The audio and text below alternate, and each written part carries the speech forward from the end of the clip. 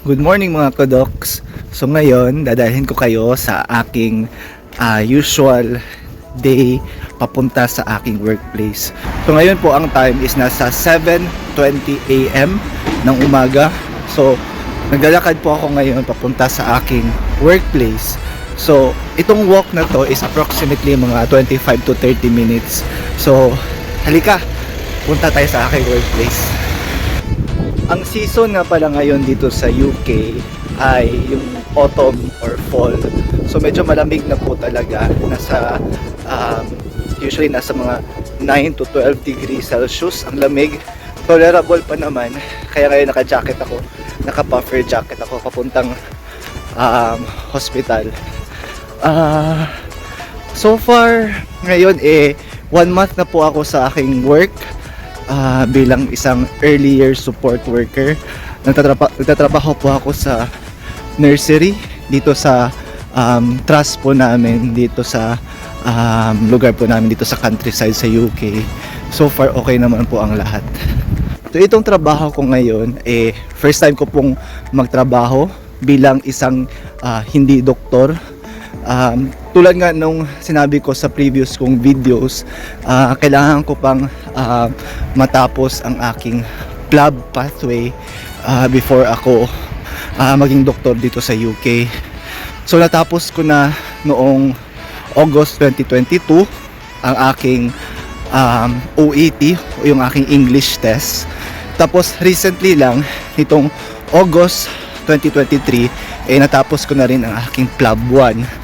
So, ang aking PLAB 2 ay sa April 6 pa po of next year, 2024. So, ngayon, ang ginagawa ko, unti-unti lang akong nagagather ng materials at nag-enroll din ako sa isang academy or sa isang review center for PLAB 2. Medyo nagre-relax pa po ako ngayon at unti-unti akong nanonood ng mga YouTube videos regarding sa PLAB 2. So ngayon, nag-adjust pa ako sa work. Hindi ko naman masasabing mahirap ang work ko. Nasabi kong kaya naman. Iniisip ko rin, kinaya ko nga maging doktor. Ito pa kaya ang trabaho ko ngayon. So, sana po kayanin ko.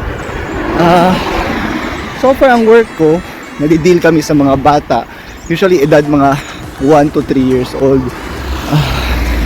Kaya nga since nasa nursery nga po kami, so ang usual na ginagawa po namin inaalagaan ng mga bata. Tulad ng pag-feed sa kanila or pagpapakain ng breakfast, ng lunch, tsaka snacks. Tapos naglalaro kami minsan sa labas. Mostly sa labas, minsan sa loob din ng nursery. Isa rin sa mga ginagawa namin ay nagso-storytelling kami, nagtuturo ng mga kanta at nagtuturo rin kami ng mga simpleng bagay tulad ng mathematics, about sa science, at iba pa. So far okay naman yung work ko. At least nahahasa akong makipag-usap sa mga Briton sa pag-i-English. Kaya talagang mahirap ang pag-i-English dito mga Kodoks kasi British English sila dito minsan mahirap din makipag-usap sa mga kasama ko kasi napakaslang din nila sa pagsasalita ng British English. But so far okay naman, nakakaya ko naman makipag-usap sa kanila. Hopefully in a short time maka-adjust agad ako. So yun nga. Sorry, medyo hinihingal ako ngayon mga Kodoks kasi nagmamadali ako puntang hospital para hindi ako malate. So itong workplace ko, may option ka namang sumakay ng bus para mas makamura, para hindi ka na masyadong mapagod sa paglalakad. Pero since hindi naman ako nagmamadali at para exercise na rin at makatipid, nag-decide ako maglakad paminsan-minsan papunta sa aking workplace. May option ding sumakay ng taxi, but di ko pa natatry. So ang pasok ko mga Kodoks is 8 AM. Usually gumigising ako ng 6 AM, tsaka umaalis ako ng mga 7:15 AM. Tapos yung lakaran mga 30 minutes. So dumarating ako ng mga 7:45 to 7:50 a.m. Hindi naman kailangan maging masyadong early sa work kasi wala naman kami mga handover o yung endorsement sa previous shift kasi isang shift lang naman kami dito sa nursery. Ang aking trabaho ay weekdays lamang, Monday, Tuesday, off ako ng Wednesday, Thursday at saka Friday. So dito kasi sa UK, ang usual work hours lamang ay 37.5 hours. So talagang marami kang time na gumawa ng ibang bagay. Medyo ayaw kasi nila dito na panay trabaho ka lang. Gusto rin nilang may buhay ka rin outside sa iyong trabaho. So minsan mga kodoks, kasabayan ko ang aking misis papuntang trabaho. Based nga sa previous kong videos, tulad na sinabi ko, ang misis ko ay nagtatrabaho bilang nurse sa same hospital kung saan ako nagtatrabaho. But ngayon kasi day off po niya, so hindi kami nagkasabay. Pero okay lang, at least nakapag-vlog ako. So may mga nagtatanong sa akin kung bakit ko daw pinili magtrabaho sa isang nursery kung saan makikipag-deal ako sa mga bata.